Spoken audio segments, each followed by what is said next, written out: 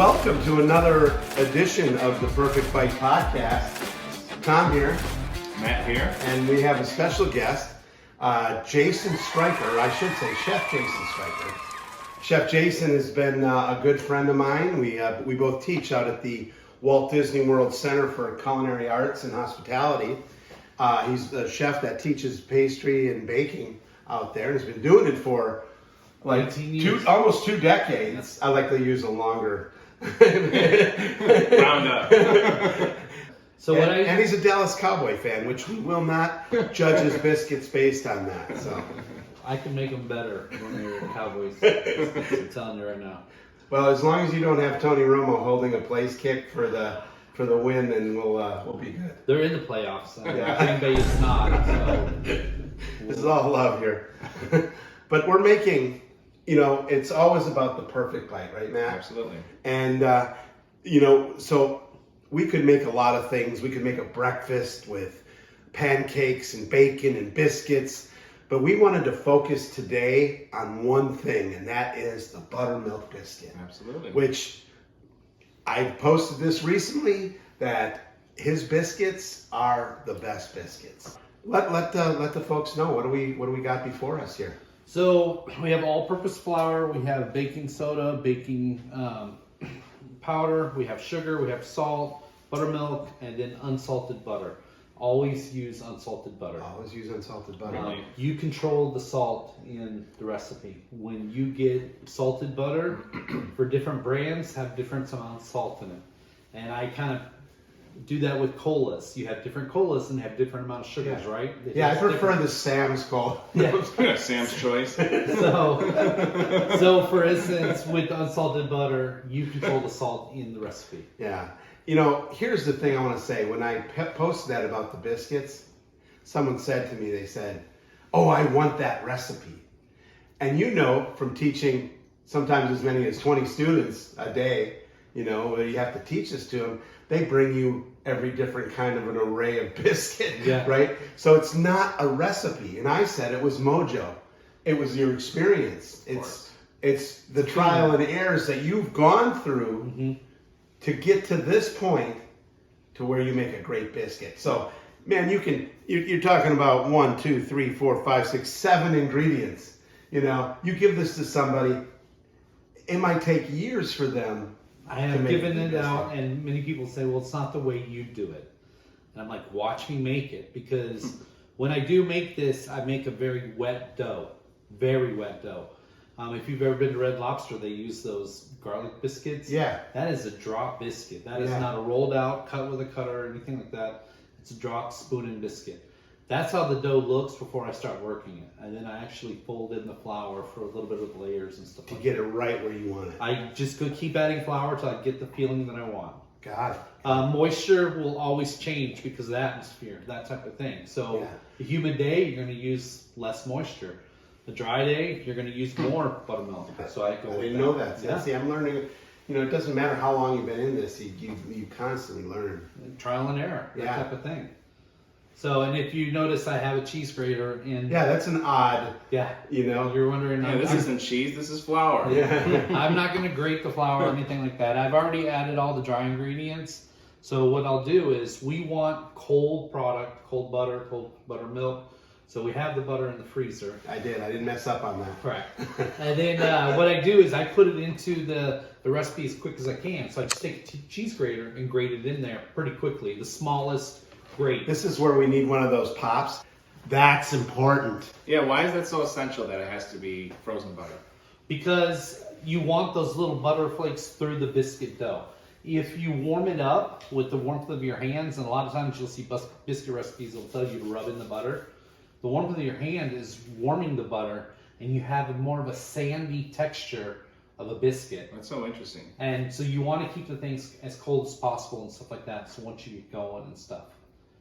And is this something you learned over trial and error? Or? Well, that's what you're taught in school about the cold. Same with pie dough, that type of thing. Keep the product cold. But in school, correct me if I'm wrong, they always teach you to make the little peas. Correct. And you do that with your hands. And trial and error. Or a pastry knife. Those are crap. And this is the way I've done it, and this is the fastest way. And what keeps the biscuits fluffy rather than dense?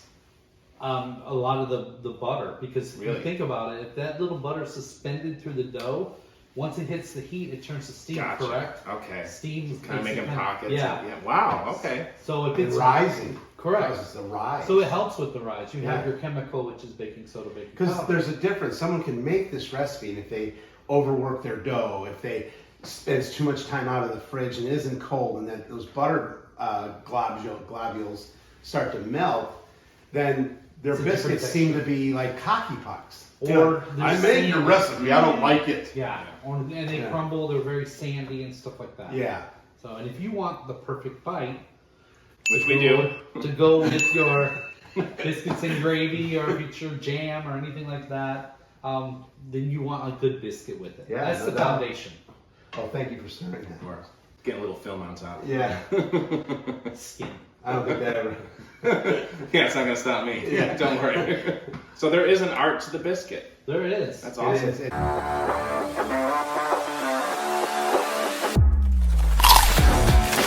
That is different than what I am used to. So I am learning here.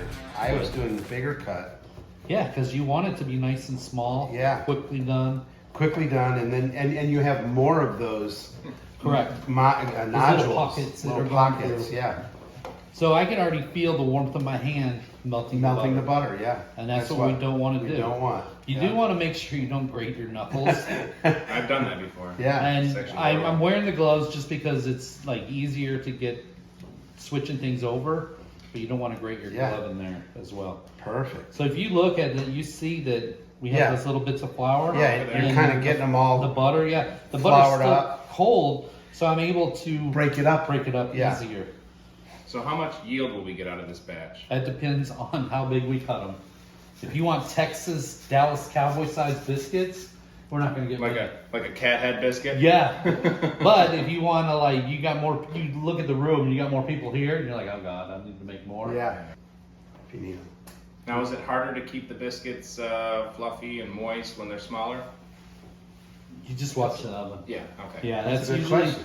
I'll start off at 375 if it's a normal size biscuit, but if it's a smaller one, then I'll take it down to 375. And if I get the color that I want, I'll turn the oven down. Like I get that jump and that rise and I Yeah. start to get color, Yeah. I'll turn the oven down so I can get the inside dried out. Yeah, because you don't want it all gummy inside. All right, so this is, look at that. All those little peas. Yeah.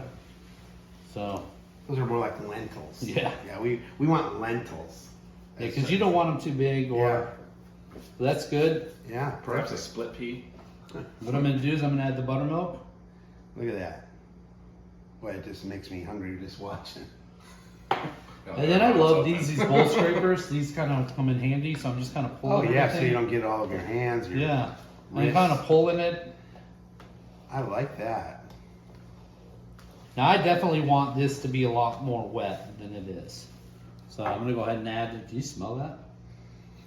Don't you wish you had scratch vision on there that people could smell this? It's okay. Not in every episode. That's what our dialogue's all about. As, Not after our as I Mexican see it episode. right now, it doesn't look as wet as you described. Do you So still I need actually more? want, yeah, I would like you to pull out some of that extra. Well, it's butter. not as humid today. If you want to pour some in, Yeah. Steady hands there, Tom. Oh yeah. look how beautiful that buttermilk is. You hear that, folks? Yeah. What's this called again? The DSMR or ASMR? Yeah. DSMR. ASMR, yeah. That's weird. All right. I don't know. That stuff that people are into. Listen to. All right. How about mukbanging? You ever hear of mukbanging? No. Yeah, That's when you get those people that are eating so much fast at and a once. lot. Yeah, they have this whole like big old pile of food and they just start Bare hands. mukbanging Make it. Ugh. That looks like a wet dough. Yeah. So this is how I like it to Wow. begin Yeah. with. Wow. This is not something that you're going to be able to roll. And me personally, I never use a rolling pin. Always form it with your hand. I always do it with my hand because when I've watched so many people use rolling pin and they roll it too thin. Yeah. So you let the weight of the rolling pin roll it too thin. And I don't like that because once you've already made these little baby pancakes, they're not going to be nice thick biscuits. Yeah. So here we go. Okay. This is the dough. This is extremely wet. Way more than I even have done. Yeah, this is what you I'm learning. consider like a drop biscuit. So, Yeah. Correct me if I'm wrong. You're not done yet. oh no. See, Oh, he's no. going to work some flour in. Yeah. Really? Yeah. All right. So this is what I do. I put a good amount of flour on it. And you're using King Arthur all-purpose. I'd like to know more about that. This is the flour I like. This is King Arthur. It's a flour company. It's not like going to the grocery store and where they make everything from detergent to flour and stuff like that. This is what they're known for, is making flour and stuff like that. Today's episode is sponsored by King Arthur Flour. I did not use this before I met you. Correct. You can't find this in your local grocery store. Really? And a lot has to do with your protein count. So I'm not saying that other flours have weaker protein and stuff, but this is what they're known for. This is, when it's, this has the, the protein on it, and you want a higher strength protein for the flour that makes your gluten development a lot better. So once I put that on there, I'm going to take this, put it directly on that mound of flour. Yeah. And we don't want to cross-contaminate, so I'm actually going to switch off my gloves here a little bit before I dip my hand into the flour. So what I'm going to do is I'm going to sprinkle the flour on top, then I'm also going to put some right here onto the counter. So that you don't have to go back into the bag. Bingo. Yeah, yep. So what I want to do is not use a rolling pin, use God's gift right here as your hands. Yeah. And what I'm going to do is press it out, and I'm going to take this bench cutter, and I'm just going to fold it over on itself. And I'm just going to keep going till it Kind of creating feels layers, correct. but not over mixing it. No, all Yeah. I'm doing is pushing it down. Look how gentle. Moving around so you're getting that flour underneath, because it will, because of the moisture of the dough, it's going to absorb. You see it already absorbed in the flour. It is. It is. Now it looks like what a biscuit dough looks like normally to me. That before having seen you make, all the time I've eaten your biscuits, all the time you've talked to me about making biscuits, I've never watched you make biscuits. Really? Are you learning something here? I am. That's it. That's all we can. All right. Well, this is feeling pretty good. That looks great. So it looks a lot different from when I started. How you can see the residue there. I noticed something that with the extra moisture, it almost creates there's almost an elasticity to it. Yeah. Well, that's that good stuff right there. Yeah. King Arthur. So what I do is I just kind of pat it out. Yeah. To the level you want. To the level I want. Now, I just want to make sure that it doesn't stick on to the the bottom. table, so I'm going to move it to where some Get of a that little extra more flour on there. But you see, I was able to pick that up. Yeah, that's pretty neat. Even though how wet it was. Yeah. Yeah, because you put the flour at the bottom, you had the flour on the top, you worked it in. So this is not ready to eat. Ready to eat means we can put it in our mouth right now. So No. if you want to touch the dough, go ahead and touch the dough. Sometimes I work with people. I was gonna say, we can sure you don't have try. You don't have to get far from here though. They're gonna pretty much- Everything's edible if you try hard enough. Yeah. Matt Don't found eat that out. everything. There might be some consequences, but Yeah. you can get it down. So, you want to touch it? Yeah. Well. Oh man. No, Very nice. just pick it up on the sides. Feel how light and airy it is. So what we want to do with our cutter, put a little bit of A little bit flour. of flour. Get it? Twist. All right, now comes the fun part. So I don't want to throw any of this away. So what I will do is I'll just kind of gently... Make some more best biscuits. Yeah. And these are probably going to be the ones that you eat anyway that don't make it to the table. That's okay. So what I want to do is go ahead and use my hand to kind of Yep. get it dried a little bit. But still not overworking it. Yeah, all I did was kind of fold it over. You can really see the creases on it compared to the last ones. So literally for the last bit of it, then You just roll it around with my hand. Go ahead and put a little bit. You more told on. me we were just using brands today.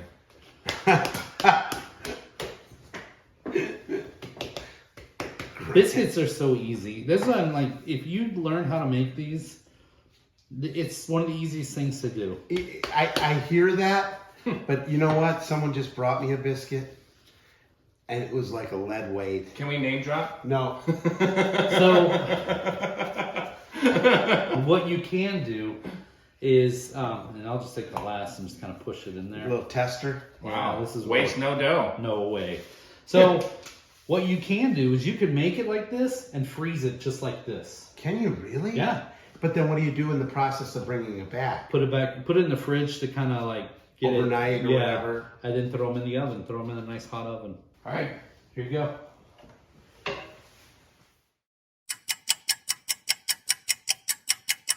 They just came out of the oven, and this glaze, it's a 50-50 butter to honey, a really nice honey.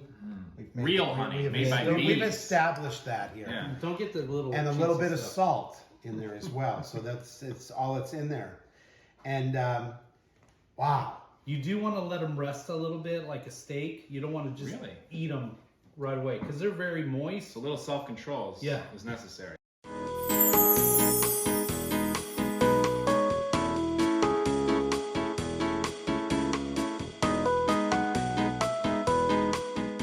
We are ready for actually the most important part of this, chef. The part that is why we came here today. Not only to have great fellowship with you, Correct. and have some jokes and you know, shoot down the Dallas Cowboys. Yeah. But they're in the playoffs and the Packers are not. So Let's make sure that's clear. even if they lose tonight, You went further than they're we in the did, playoffs. yeah. But no, this is about the biscuit today, the buttermilk biscuit. This is Chef Jason's. Man, this is your My legacy. your Academy Award, right? This film will live on forever. Yes. It will. Yeah, It will. and we have a picture of biscuits behind us. Yeah, these are what you call biscuits. Yeah, good. You know what? I could have picked anybody's biscuits, but why not go with the Maestro? Well, what I've noticed, and you can see the difference in the pictures, the difference in the oven has a lot to do with lot it. to So do we have with that it. convection oven, we have more heat evenly distributed and stuff like that, and it does give it more color. I love the color on that. Yeah, So to me, color is flavor. yeah. So with your home oven, sometimes you don't get the color that you want and everything like that. Well, without any further ado, I'm going to reach in and we are going to enjoy this, okay? So I'm going to take a Wait a minute. bite. Can we get a cheers? Yeah, Can let's we- cheers can on we this cheers to the this? buttermilk biscuit. There we go. There The we perfect go. bite right Perfect here. bite. Without it, unaltered. Matt? Matt. That's a biscuit. That is a biscuit. Good Lord. Now, Grandma would be proud, there right? can be some alterations at this point. Ooh, I do like a little bit of sausage gravy on mine. For all you sausage gravy and biscuits guys. Oh yeah, this is unbelievable. Wow. I'm gonna use the knife here. I'm not gonna really go with jelly yet. No, the funny thing is I could eat this like this. Chinaman. Oh, thank you. But you won't. You'll go with Well, that. you know, we got to try all the different options. But Yeah. this is what a lovely biscuit. Nice and fluffy, you know, Oh. still has a little bit of layers. Perfect You know- bite to it. Well, I didn't mean to actually say that, but it really does have a And perfect bite. it does, really does. It has a perfect bite. But you took this and made it the perfect bite. It really Thank you, is. thank you. You like to freeze the actual dough, and that way when you thaw it in the refrigerator, and then you can bake it, and it really doesn't lose because those nodules of butter are Correct. still in place. They have not been compromised or warmed up and melted. They've been the same as when you put them in there. Yeah, and I think you would have a drier, denser biscuit if you baked it and then froze it. Gotcha. So, and you love that fluffiness. I Oh. mean, from looking at Matt, I can see that he enjoys the texture of the biscuit itself. Quite a bit. Mm. And I did want to talk a little bit about. So you made your sausage gravy, Mm-hmm. and biscuits and gravy is not something you really find in my neck of the woods up north. I'm sure it's there. I just never experienced it there. The only biscuits and gravy I had up north was the Lay's potato chips biscuits and gravy flavor. So my first time having it was down here in Florida, but I'm wearing a shirt here. It's called Wendell Smith's, the old Meat and Three from Nashville, Tennessee. So I'm wearing it because last time I was there, not only do they have the best fried chicken, another episode, but their biscuits and gravy are delicious. I gotta say though, these biscuits are clearly superior, and their biscuits are really good. But these are just, this is next level. This is next level. It is. It's professional. I'm going to mention this only because it's where I had a great biscuit, and they did put a chicken breast that they fried on it, and it's in Charlotte. They're closed now. I was devastated. I had seen Anthony Bourdain and the original guy that did Man vs. Food, the first guy. Mm-hmm. And they went to this shop, and so I was doing some traveling. I said, I got to stop by the Hominy Grill in South Carolina. And I went by there, and they had a biscuit called the Big Nasty. And it was a huge buttermilk biscuit. And they fried a chicken breast in bacon fat, and they put that on there. And their gravy had a little bit more of a color to it, like almost a greenish, yellowish color to it. So I don't know how, but it was a sausage gravy. Mm-hmm. And it was a great biscuit. And that day, this was 2009. In 2009, I bought the cookbook, brought it home, started making biscuits, and I kept trying to refine it. And my biscuits were good. They were okay. By most people's standards, they were good. But this standard, no. You would send some biscuits up our way, and I'm like, oh man. And I kept asking you questions. And little by little, I was able to get some of those secrets that we showed you today. We gave you all the secrets to be able to make great biscuits. But you got to follow it, and you got to create that mojo. And sometimes it's going to be a little trial and error. And I'm like, oh man, I know I did that wrong. Yes. Yeah. One of the things that I've, even as many times as I've made biscuits, follow the recipe. Focus on measurements. Because it's easily, you see the word butter, milk, and the recipe calls for butter. You get the two confused. You're putting 12 ounces of butter into 15 ounces of flour. You're going to have melted biscuits. Just focus on everything. One of the things, like at school, I teach culinary students that have to take the baking rotation. They don't want to be pastry chefs. They want to be savory chefs. Yeah. So I have to teach them things that will keep them interested and to keep that savory dish type of thing. And one of the things that I do explain to them, flavors. So if they took something like this and they wanted to make an appetizer with it, you could take a rosemary and put your flour in a food processor and process the rosemary with the flour. You're going to break the stems of the rosemary and put those oils into the flour, sift it out, and then you have a rosemary flavored biscuit that will go with a savory application. Obviously, you're not going to use grandma's jelly with and stuff like that. Or I've seen you do it too, where you do cheese. Yeah, cheese, like garlic, that type of cheese thing. And garlic. Yeah, but you hit it out the park today, Chef. Yes. I think that this is something that if someone can put this in their repertoire and do it like this, a good biscuit. Yeah. Man, boy, people will remember you and want to eat your breakfast biscuits all the time. I think that cooking for a loved one, you really show how much you care for someone when you take the time to make something with love. Yeah. So, and I know, with you being a chef as well, that you're making dishes and you feel proud when they love it. Yeah, absolutely. Mm-hmm. It is fun. You love it when another chef likes it too. Yeah. That's really a measure of... That is a compliment. Yeah. I've made it for one chef, and when I've noticed she doesn't have a lot of animation type of thing, but when she tried the biscuit, her look was like, wow, that's the most animation I've seen from her, and she really likes it. That's great. To me, that was a huge compliment. Yeah. I tell you what, we hit the pinnacle here today with Chef Jason Stryker.